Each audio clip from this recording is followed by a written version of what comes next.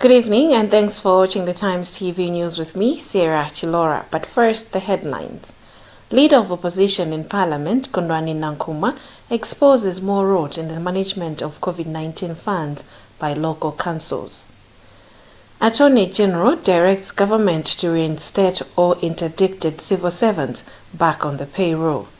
And students from different institutions call on government to reopen schools immediately. We have these and other stories. Stay tuned.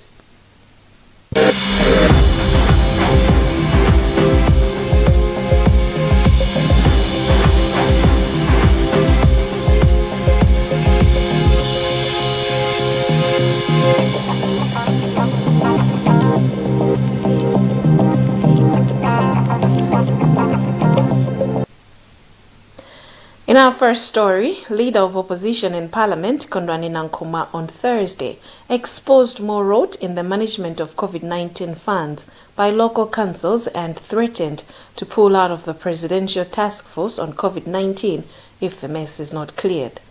Nkuma's revelations came barely a day after Director of Public Prosecutions Stephen Kayuni wrote the Inspector General of Police to start criminal investigations into the abuse of COVID-19 funds based on last year's Ombudsman report.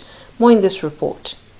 Briefing reporters at Parliament building in Lilongwe, Nkhani demanded that President Lazarus Chakwera should order the National Audit Office to conduct a comprehensive forensic audit of the Department of Disaster Management Affairs and all clusters of the COVID-19 task force.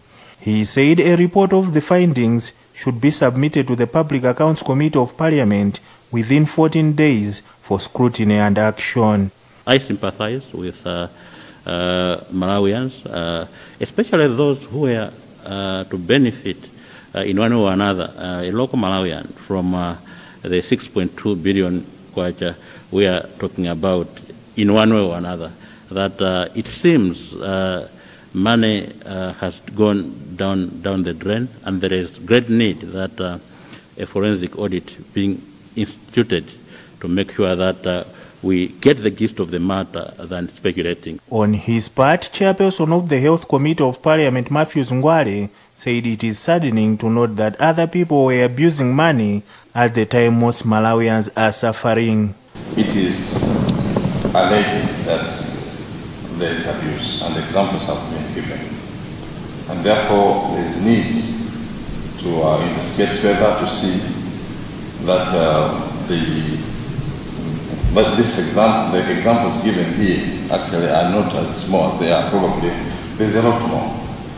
It is also very important to know that if you are not careful about the way you investigate things, you can have garbage in and garbage out. Minister of Information Gospel Kazako said government will not comment on the matter, saying they do not want to drag the issue into politics. He, however, said government will ensure that all the money is accounted for. Attorney General Chikosa Silungwe has directed government to put back on payroll all civil servants who were interdicted and removed from the role. In a memo from the AG to the Secretary to the Department of Human Resource Management and Development, and it was copied to the Office of the Accountant General, says it is illegal to keep people on interdiction without pay. Jameson Chaluka reports. The memo says the Office of the Attorney General has received communications from various law firms representing public officers who are on interdiction without pay. Silungwe says his office issued an opinion dated 12 August 2020 on this matter. The memo says in any case it is illegal to keep people on interdiction without pay. The Attorney General declined to comment on the letter, saying it is childish that people leak official government documents. Secretary to the Department of Human Resource Management and Development, Noazi Ntambala, did not pick her mobile phone on several attempts for a comment. Trade union says government is set to roll out the medical scheme which the union has been negotiating with government. CSTU General Secretary Madali Tsonjolomole said government will commence the initiative on a pilot phase for civil servants under grade G to H. Audrey Kapalamola reports. Njolomole said no civil servant will be forced to be part of the medical scheme. He said the union will be monitoring the implementation of the initiative, stressing that the Treasury has set aside 400 million kwacha in the 2020 to 2021 national budget. The medical scheme is expected to commence in March this year. So we are very much pleased that civil servants now they are going into a voluntary medical scheme. So what we are trying to say here, some are on the medical scheme through their spouses, so others they are not have a choice. They are going to have a choice not to join the medical scheme. So we are not forcing anybody, but we are pleased that the government is going to start. Let me also assure all the civil servants that with the Civil Servant Trade Union, we are their representatives. So we'll be watching day and night that government should implement that all the civil servants should be on the medical scheme. Spokesperson for Department of Human Resources and Management, Ken Ntonga, said the department awaits the release of a circular outlining how it will be implemented. Concerned students of Malawi, comprising students from different institutions, has called on the government to open schools immediately. They say it is much easier for COVID-19 preventive measures to be followed in schools than in bars, for example. Yet the latter is not on full lockdown. Kelvin Kasanga is the group's national publicity secretary. We don't think that opening of schools will spread, will be one of the ways of spreading the virus, because the government has issued that wearing of masks must be a mandate, and we have all been advised that we have to be working with hand sanitizers, and we have to be staying apart a distance of 1 meter. So we believe that these are the systems and the preventive measures that we have used in the last semesters and the last academic season which we had last year. So we believe that if the government has endorsed and put as a mandate to the nation that everyone is supposed to be putting on masks, we believe that we cannot spread the virus. The virus cannot be spread in schools. Spokesperson in the Ministry of Education, Chikondi Chimala, said the petition is being handled by the Presidential Task Force on COVID-19 and not the ministry. Still in the news, government says plans to establish a day of national unity and cultural heritage are at an advanced stage and waiting for cabinet's approval. Minister of Civic Education and National Unity Timothy Ntambo has told Times that his ministry has completed thorough consultations with cultural groups from different tribes and that currently they are completing paperwork. Ntambo has also said his ministry has started working with Ministry of Tourism, Culture and Wildlife to see how best the day can be set as one way of attracting tourism. Sam Kalimira reports.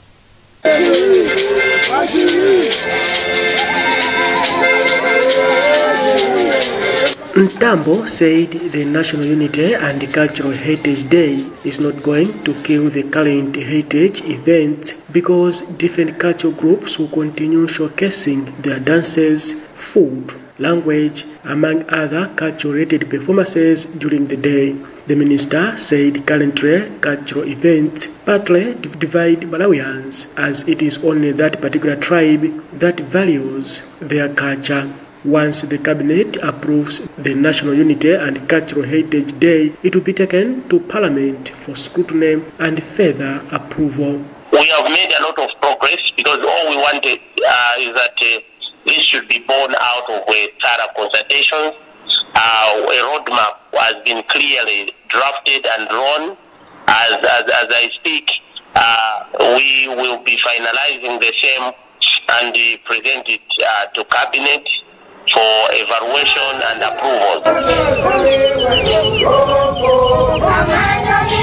Commenting on the development, Senior Chief Mherembe of Mzimba said the initiative has been accepted because it has potential to build one Malawi. Mherembe, who sits in the Chief Council during Mzimbangoni Umteto Cultural Festival, called on various cultural groups to support the initiative. I'm saying it's good, bringing us all one day celebrating our culture, bringing all cultural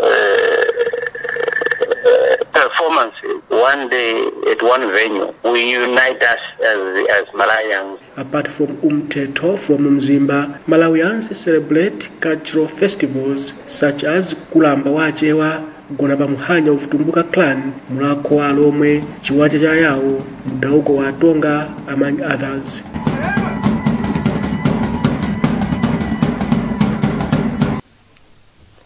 Lilongwe Bar Owners Association has penned the Office of Inspector General of Police over alleged shocking behavior of some police officers deployed for patrols to enforce the COVID-19 rules and regulations. The association is also accusing the police officers of breaking into closed bars and stealing bottles of liquor of higher values. Audrey Kapalamola reports. In a letter sent on 9th February 2021, the association also said the alleged police officers have been using tear gas anyhow even when their bars are closed. The association says bars such as Culture Club, Nyoma Tindi in Area 23 have been victims of the malpractice. Chairperson of the association, Smart Jambo, requested police and Ministry of Homeland Security to intervene on the matter. In fact, what has happened here in Lilongwe, especially Biwi, Area 25, it's a very worrisome story concerning that these police officers, they are now starting breaking the bars and entering to the counters and stealing beers and beer. This is not the way police should behave, and we are very worrying about this situation, and we are asking the government to look into, because if they will leave this situation to go like this, I'm telling you, the police will have a bad picture to the people. One of the concerned people, Aubrey Kalimu, who owns Kalimu Hotel and a bar, said a recording of a footage from the CCTV installed at his bar clearly showed some of the police officers breaking into the shop and stealing liquor as well as money. National Police spokesperson James Kadadzela said if the letter has reached the office of the Inspector General, it will be given the necessary attention. Remember, you're watching the news on Times TV. We'll be right back soon after this break.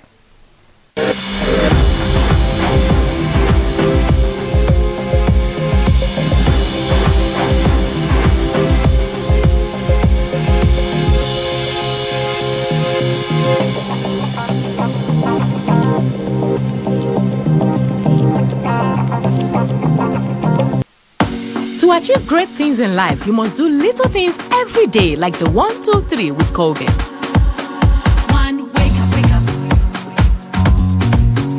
2, brush up, brush up. 3, smile through your day with a fresh breath and strong tea. Smile through your day with a fresh breath and strong tea. Do the 1, 2, 3 with Colgate and give yourself a future to smile about. If there's one thing that all soaps do, it's wash. From buckets to basins, bathrooms to streams, and everything in between. All soaps wash. Yes, but Protex is different. Its reinvented formula with flaxseed oil boosts your skin's natural anti-germ defenses by 10 times more, protecting you against 99.9% of germs. So what keeps us healthy? Protex! Good health starts here.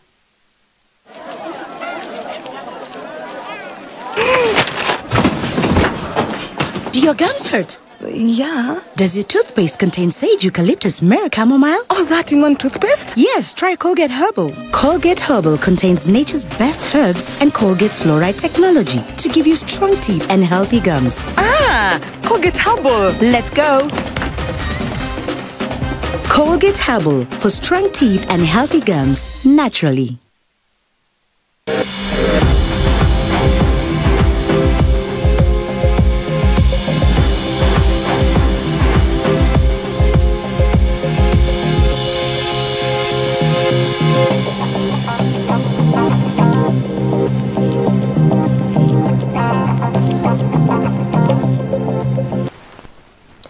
Welcome back. Southern Region and Northern Region Water Boards on Thursday renewed their Memorandum of Understanding, MOU, aimed at improving service delivery.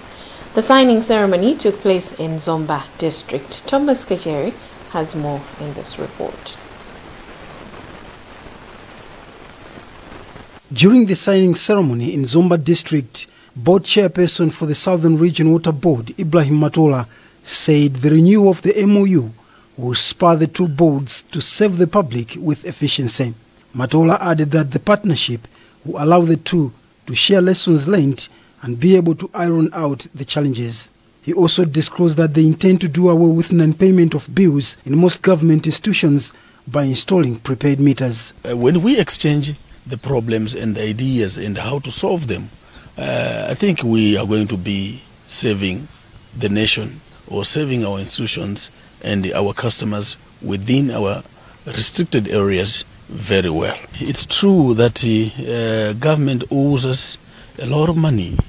However, we as a new board, we have made it that we are going to install the prepaid meters. That's the only thing which can solve all these problems. Even with our private customers, once you give them prepaid meter, you are going to solve all these problems. No arguments, because a person or a customer will be buying according to what is in his or in her pocket. Meanwhile, Northern Region Water Board Chairperson James Muntali said the development will allow the two to share ideas and success stories. It's extremely important. You know, nowadays, exchange of information is very important. There's so many information platforms. Some of the information is wrong, some of it is correct.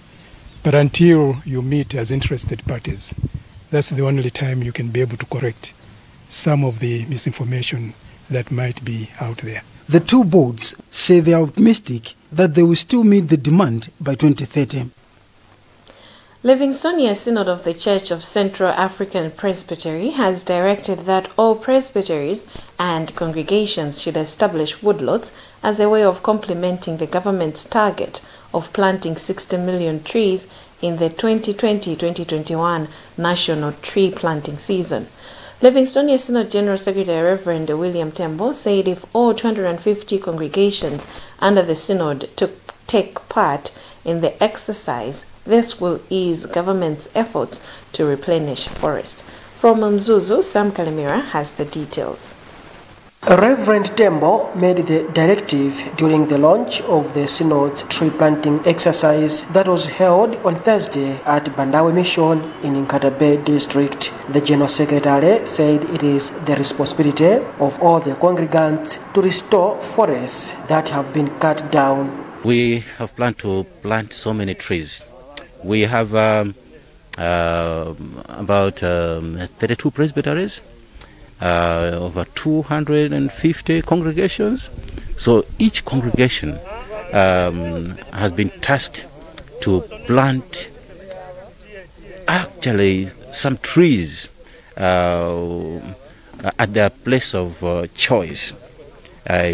We just made an order to say each and every congregation should plant at least some trees at their congregation. Synod of Livingstonia Development Program Board Chairperson Stella Mwangonde said various competitions initiated in most communities have helped register about 90% survival rate of trees. The effort that was made was to set up various committees and within the presbytery have woodlots, different woodlots. So the people who managed to look after the trees better than their friends, it was like a competition.